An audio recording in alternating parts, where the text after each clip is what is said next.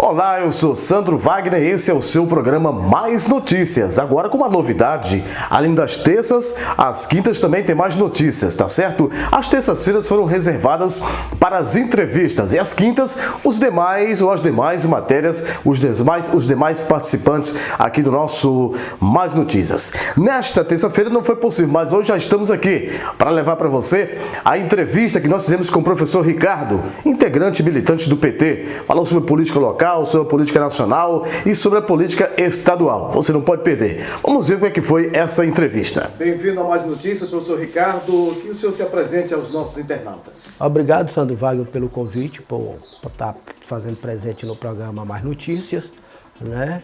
E é um prazer estar participando desse grande programa que já é um sucesso na região e no município de Pedreiras. Bom, conforme nós já anunciamos no programa passado, o senhor iria participar do nosso programa, dessa conversa, relatando um pouco sobre a gestão do governador Flávio Dino, mas isso não impede que a gente pode entrar também em outros assuntos. E eu começo até com outro assunto diferente do governador. Ricardo, você como pedreirense que já militou aqui em gestões municipais como o doutor Lenoilson, como é que o senhor vê hoje a gestão Antônio França?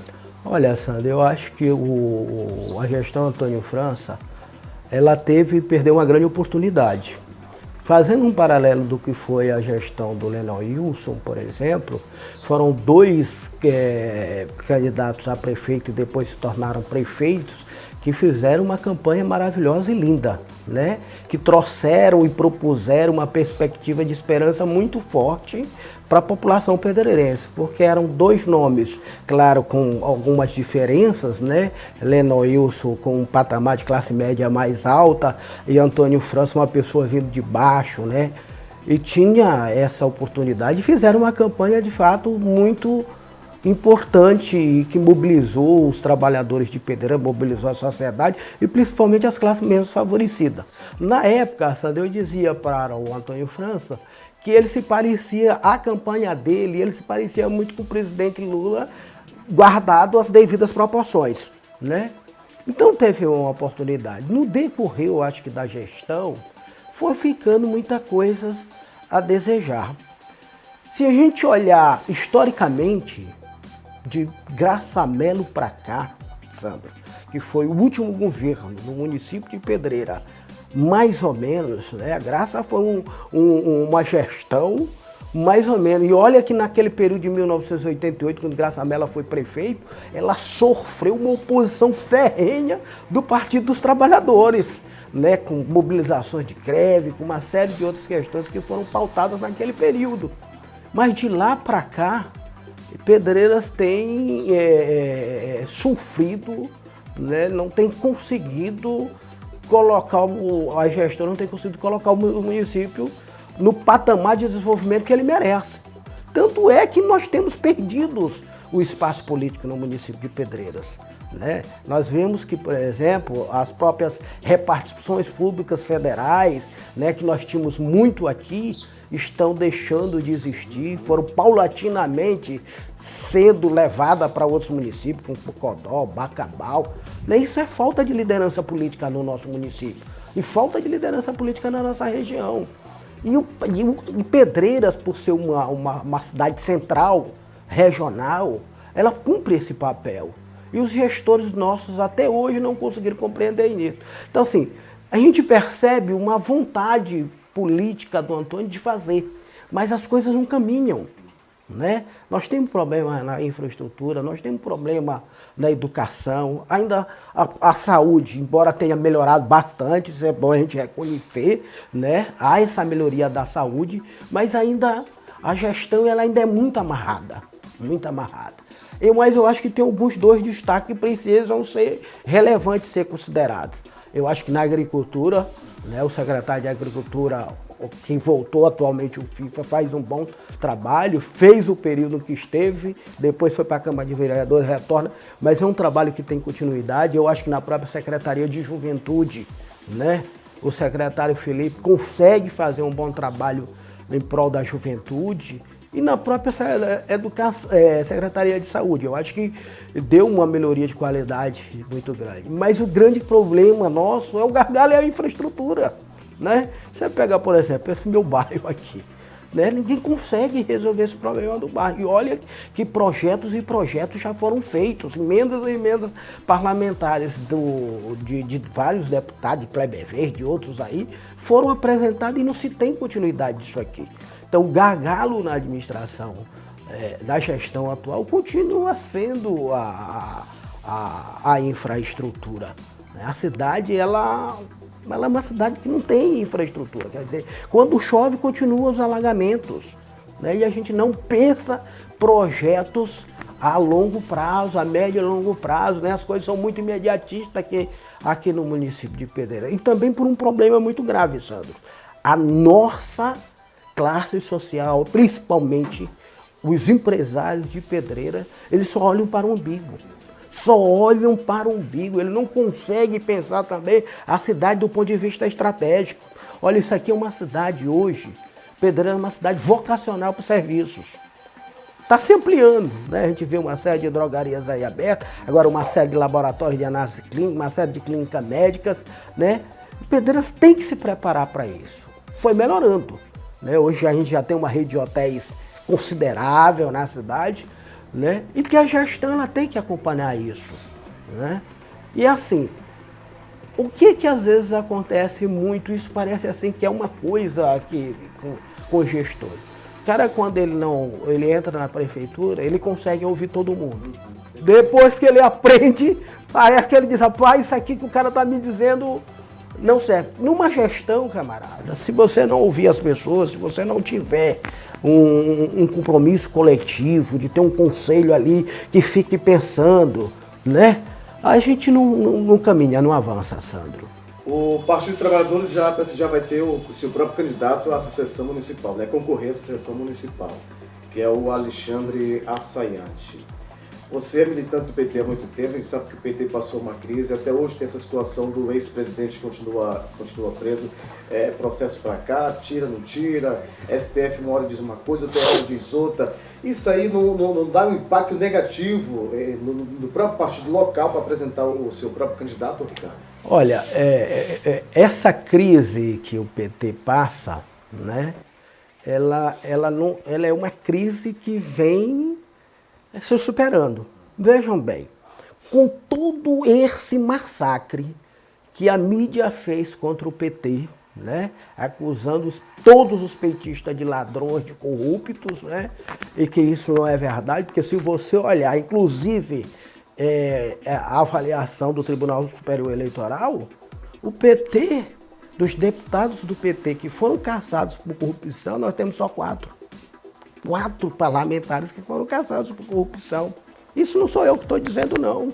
Isso é o próprio Tribunal Superior Eleitoral que está dizendo. Nas pesquisas de opiniões que a Datafolha faz, que o Ibope faz, que a Vox Populi faz, o PT continua sendo o partido mais confiável na sociedade brasileira, né? Isso demonstra que a população reconhece, ao longo desses 39 anos, o que o Partido dos Trabalhadores fez por este país, pelos estados e nos municípios onde tem governado, né? Teve erros? Sim, Sandro Wagner, né? Eu acho que um dos grandes erros do Partido dos Trabalhadores e do presidente Lula foi achar que ele estava acima das classes, né?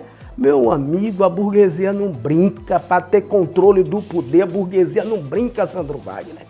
E a gente achar que a gente estava no mesmo ali, paralelo com a burguesia, isso foi um grande engano. A prova está aí. Aí ocorre isso que você está dizendo. A Vaza Jato já provou que a prisão do Lula é uma prisão política. Mas por que não libera o Lula e não solta o Lula? Sabem por quê? Porque o Lula é aquele sujeito que não vai sair da cadeia e ficar em casa, não. Vai percorrer esse país, vai andar esse Brasil. E ele disse isso claramente, se não me falha a memória, na terça-feira, numa entrevista na Folha de São Paulo, que a vontade dele sair da prisão para mobilizar o país, né? Para desmascarar isso que o presidente Bolsonaro está fazendo contra a população brasileira. Então, nesse sentido aí, eu acho que não. Porque essas eleições de 2020, Sandro, eu vou inclusive escrever um artigo sobre isso, estou preparando, terminando de terminá-lo ali, vai ser essa disputa entre os setores conservadores, e os setores de esquerda. Essa polarização ela não terminou na sociedade brasileira. E a prova está aí no próprio Supremo. O Supremo não toma uma decisão em relação à questão da segunda instância por causa dessa polarização. Aí você vê um general como o Vilas Boas, né? Que devia ficar no seu lugar, fazer uma afirmação daquela para poder pressionar o Supremo, emparedar o Supremo. Isso demonstra essa polarização na sociedade brasileira. E as eleições de 2020, elas continuaram nesse segundo. Eu acho que a candidatura, a pré-candidatura e a candidatura do Alexandre Saante para o PT no município, ela cumpre 3 objetivos. Primeiro, de eleger uma bancada de vereador do PT. Neste ano não existe mais eleições, coligações proporcionais para vereador. Então cada partido vai ter que se virar, né? Então, tendo-se uma candidatura a prefeito majoritária, né, você vai ter uma alavancagem da candidatura a vereador. Segundo objetivo, Alexandre com o papel de discutir os principais problemas do município de Pedreiras, né?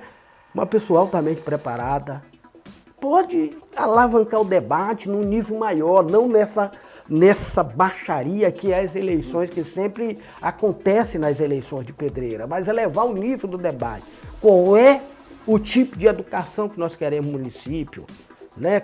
Como é que nós precisamos melhorar o sistema de saúde, né? De fato tornar Pedreira uma região polo de saúde que possa atender os diversos municípios, 16 municípios que estão ao redor aqui, que possam discutir como é que nós vamos ter obras de infraestrutura nesse município que superem os problemas que a gente enfrenta, não só de alagamento, mas de saneamento básico no nosso município. Como é que a gente debate essa estrutura do saneamento caindo direto nos rios? A gente fala de preservar o rio, mas a gente não faz um movimento para que esse esgoto que caia direto no rio Mearim. Então é esse debate, o Alexandre cumpre isso. E a terceira questão, o Alexandre pode sim se eleger prefeito. Hoje, Pedreiras tem um vago de liderança. O mesmo processo que aconteceu com Antônio França, né? Antônio França se elegeu prefeito no vácuo de lideranças. Lennon e Wilson altamente desgastados, né? Colocando a esposa. Humberto, as pessoas não confiam, não têm segurança no Humberto, e na própria entrevista que ele deu, né? Eu tenho todo o respeito pelo Humberto, mas é evasivo, não consegue dizer o que quer fazer pela cidade. E aí Alexandre cumpre esse papel, né? E no decorrer da campanha, da disputa política, pode crescer. E o mais importante nesse processo eleitoral de 2020, Sandro, é que dessa vez você não vai depender dos recursos privados para fazer campanha, né? Você vai depender dos recursos públicos vindos ou do fundo eleitoral ou do fundo partidário. E hoje, depois do PSL, que é o partido do Bolsonaro, e é por isso que eles estão nessa briga infernal aí, por causa dos 520 milhões deles, o PT é a segunda bancada do Congresso. E é que vai ter o segundo volume de recursos, né, para as eleições de 2020. E nós, a direção nacional do nosso partido, já definiu isso. É importante a gente, principalmente, ganhar as eleições nas capitais e nas cidades que têm importância política regional. Então, eu acredito que a gente possa, se a gente fizer uma boa campanha, né, a gente tem condições de chegar, né, à Prefeitura de Pedreiras numa campanha limpa, objetiva e programada. Gestão Bolsonaro. O que você avalia?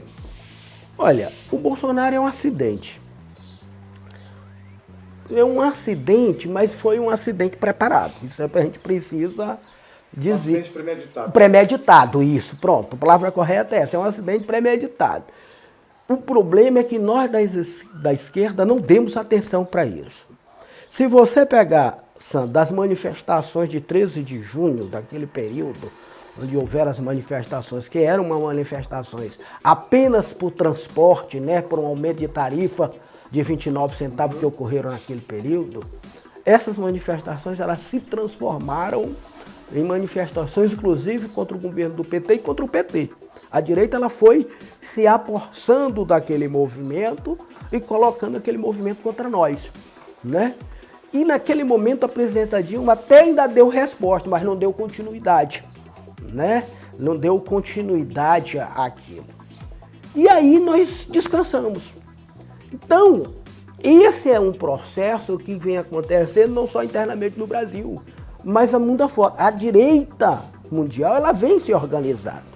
Tanto é que o comando disso se dá nos Estados Unidos a partir do Stephen Bannon, que é o cara da direita que pensa intelectualmente para a direita toda no mundo todo. Foi assim na Grécia, né? Foi assim na Tchecoslováquia, foi assim no Brasil. Bolsonaro foi articulado por Stephen Bannon e pelo tal de Olavo Carvalho, que é o grande ideólogo, aquele louco que é um grande ideólogo. Hoje é o inimigo dele. Hoje é o inimigo dele, né? Para você ver as contradições disso. Então, assim, o Bolsonaro hoje, para ser sintético, governa para os ricos. O Bolsonaro tem um papel hoje. A direita ainda não tirou o Bolsonaro porque ele ainda não terminou de cumprir o papel dele, que é o quê? Reformular todas as conquistas que foram adquiridas na Constituição de 1988 que beneficiavam os trabalhadores, né?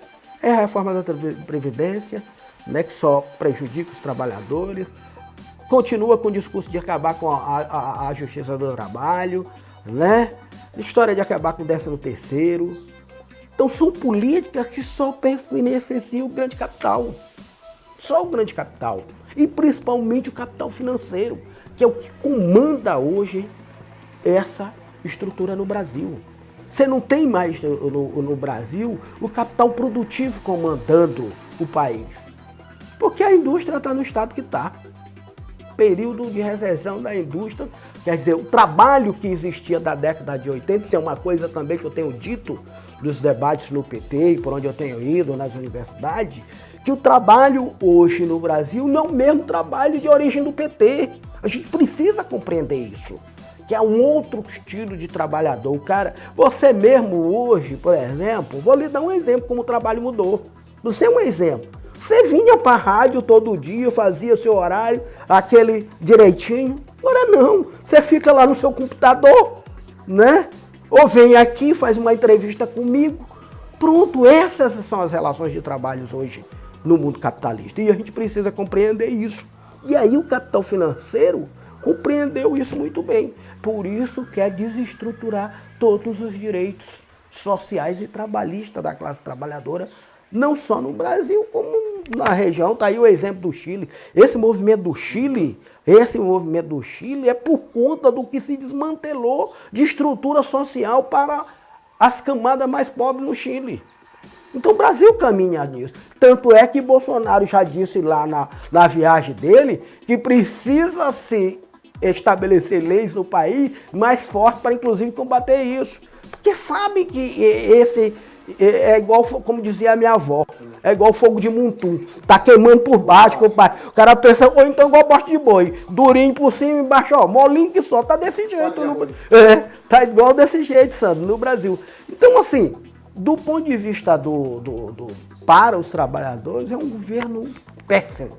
Para os ricos, é um governo excelente. Tá aí, rapaz, um governo que libera 299 novos agrotóxicos que já foram banidos na Europa, nos Estados Unidos, na Ásia. E a gente tá retrocedendo, adotando isso, Sandro. Botando na nossa mesa, comendo isso, né? Então, um governo desse só serve aos ricos. Governo Flávio Dino. Olha, o Flávio Dino cumpriu um papel importante.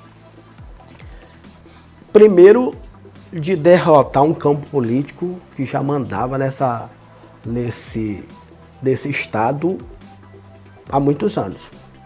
Há 5 décadas, né? Embora o Jackson tenha cumprido esse papel num determinado período, mas eles retomaram o poder, o governo, né, com a deposição do Jackson. Então o Flávio cumpriu esse papel num estado, né, onde você tem uma economia, o quarto PIB, né, o Produto Interno Bruto do país, né, e do ponto de vista você é o 16º estado mais pobre desse país. Essa é a contradição do Maranhão. Né? Como superar isso? Você tem um estado rico e uma população altamente pobre. Né? Nós temos municípios aí que a miséria é enorme. Eu acho que o Flávio ele cumpre um papel, né, primeiro, quando ele resolve democratizar as políticas públicas para todos. Eu acho que esse slogan dele é correto, né?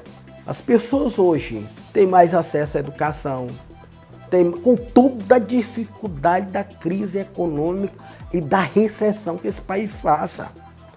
Você viu o estado do Rio de Janeiro quebrar, né? O Rio Grande do Sul quebrar.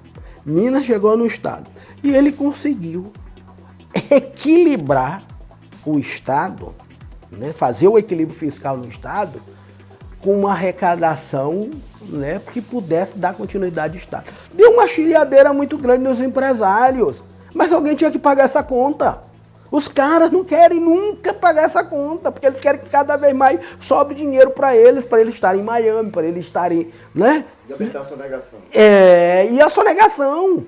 Esse foi um fator importante que eu acho que o Flávio fez na Secretaria de Fazenda. Foi realmente fortalecer a arrecadação para que pudesse investir em escola digna, que pudesse investir no mais asfalto, que pudesse investir no Bolsa Escola, né?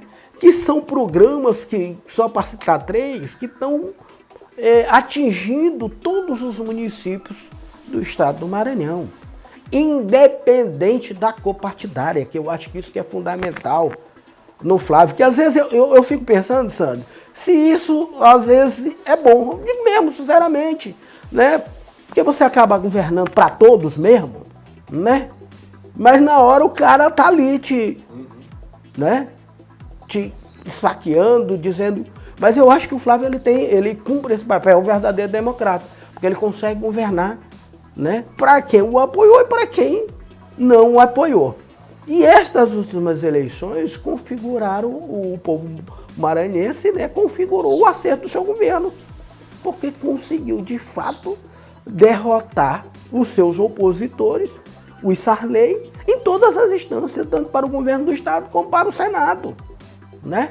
Isso demonstra o acerto das políticas. Se não tivesse o acerto das políticas, a população, ela é assim. Ela enxerga aqui e ela vai vendo os caminhos, né? Então, assim, e tanto é que esses acertos das políticas públicas o projetam hoje para, inclusive, ser lembrado como candidato a presidente da República, né? E ele anda aí percorrendo o Brasil todo, né, chamado por todos, não só pela imprensa nacional, mas pela imprensa também internacional, para falar desses acertos do governo. Eu acho que tem alguns problemas, é preciso a gente dizer, né, que também não são só acertos, né? Tem problemas. Na educação, por exemplo, eu acho que nós temos problemas, né? Não, o governador ele não ainda deu um aumento, né, dos professores que tem necessário. Eu acho que falta ainda mais formação continuada para os nossos professores. A democratização da gestão, ela ainda é uma gestão muito centralizada. Nós não, quer dizer, nós fizemos eleições para diretores e os diretores continuam aí perpetuados, não se renovou essa coisa de renovar de novo os diretores, né? Eu acho que são coisas que são pequenas, mas que precisam. Eu acho que outra coisa é a história da democracia participativa. Eu acho que o governo podia ter investido mais nisso. Embora a gente tenha o orçamento participativo aí, onde o governo faz as audiências públicas, ouve a população, mas eu acho que isso poderia ter tido uma experiência melhor do que foi aquela experiência na década de 90 e de 80, que foram os orçamentos participativos nas prefeituras municipais, inclusive do Partido dos Trabalhadores, com mais participação da população, né? Porque o que tem sido feito? A gente faz as audiências gerais, você define a política, né, as diretrizes, Depois você vem com as escutas para definir para ir ou para a LOA ou para o PPA. Mas eu acho que isso também deveria ser melhorado. Mas eu acho que no conjunto da obra, né, comparado do que foi os governos da oligarquia, Flávio Dino está 100 vezes melhor, né? Muito melhor, consegue ampliar os espaços de debate político, né? Sem limite de religião, sem limite partidário, né? Eu acho que... E é uma pessoa altamente preparada, né? A gente, se não acontecesse isso no Maranhão, seria uma grande decepção para o Maranhão, né? O Maranhão hoje retoma o seu papel tanto no Nordeste. Olha, uma coisa que o governo, o Flávio estimulou, Sandro, que a gente já vinha discutindo isso há muito tempo, essa história dos consórcios. O governo Bolsonaro serviu para uma coisa. Aliás, para duas coisas. Primeiro, para unir a esquerda, que só se unia na cadeia, quando no período da ditadura, uniu a esquerda. E segundo, para unir o Nordeste. Né? O Nordeste se uniu em torno da história dos consórcios, né? Desse consórcio de governadores. Hoje, o consórcio consegue comprar medicamentos com preço muito mais baratos, infraestrutura, né? Serviço. Essa é uma coisa moderna que, inclusive, acontece muito na gestão da Itália. A Itália, os governos, os municípios, as prefeituras, os governos lá, eles funcionam muito de forma consorciada e integrada. Porque uma coisa é certa, não existe recurso para tudo. Esse é um problema também na administração pública. A gente tem que compreender, o gestor tem que compreender que não existe recurso para tudo. Então você tem que priorizar políticas públicas que são políticas que impactam, que vão impactar, aliás, mais a população. E aí, para você ir dosando os recursos. Você pega, por exemplo, os recursos do fundo de participação, caíram 30%, Sandro. Isso é muito. E agora você imagina municípios, como tem município no estado do Maranhão, que só dependem desse fundo, da transferência direta. Como é que funciona isso? Então, esse papel também do governador, ele tem cumprido muito bem. Tranquilo. Ricardo, muito obrigado por sua participação aqui no Mais Notícias e deixei as suas considerações. Eu agradeço a participação, né?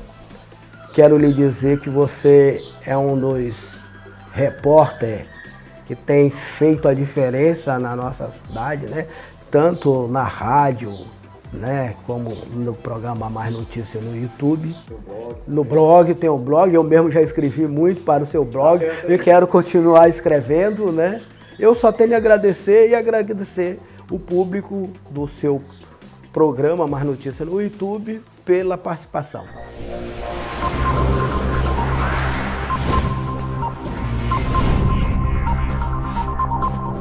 Queremos aqui agradecer os nossos patrocinadores, os nossos colaboradores. Drogarias Mearim. Tá com uma super promoção na compra acima de R$50. Você concorre a uma moto Bis 0 km. Sorteio no Dia das Mães em 2020. Pois é. Olha só o recado da galera aí. Tudo o que você procura em um estabelecimento de saúde você encontra na Drogaria Mearim. Melhores preços, excelente atendimento e todos os medicamentos éticos, genéricos e similares. E uma linha completa de dermocosméticos. Tanta facilidade, porém ainda tem mais. Nas compras acima de R$50 você ganha cupom para concorrer a uma linda Bis 0 km. Quando sua saúde precisar de cuidados, procure seu médico e depois a Drogaria Mearim, onde o melhor atendimento está sempre à sua disposição. Entregamos seu medicamento em sua residência. Aceitamos todos os cartões. Drogaria Mearim, Avenida Rio Branco Centro, em frente ao Hospital Geral, Pedreiras, Maranhão. Saúde, qualidade e economia em um só lugar. 98130 6020. Passe nas drogarias Mearim e faça as suas compras e concorra a essa moto, hein? Por falar em Mearim, uma puxa a outra, lá na Gráfica Editora Mearim, um abraço Belmiro e Santaninha, você encontra o serviço gráfico de alta qualidade. A gráfica que mais cresce na região é a Gráfica Editora Mearim, na Maneco Rego, ali, saiu do Banco do Brasil, quem vai sentido a Praça do Jardim, do lado esquerdo você encontra a Gráfica Editora Mearim, sempre prestando um bom trabalho para você. Bom, para você que gostou, um abraço. Para você que não gostou, dois bem apertados, porque nem mesmo Cristo conseguiu agradar a todos. A gente volta quinta-feira, né? Nesta quinta tem mais. Aguarde até lá.